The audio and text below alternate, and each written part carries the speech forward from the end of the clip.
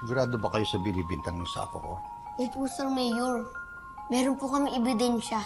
Pero bakit naman niya gagawin yun? Anong motibo niya? Hindi ko nga rin po alam. Kaya ko nga po siya kinausap para maliwanagan din po ako.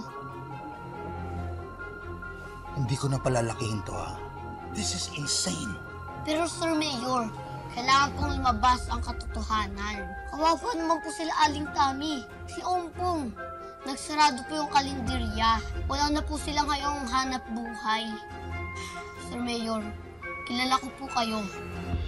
Naniniwala po kayo sa katotohanan at sa hustisya.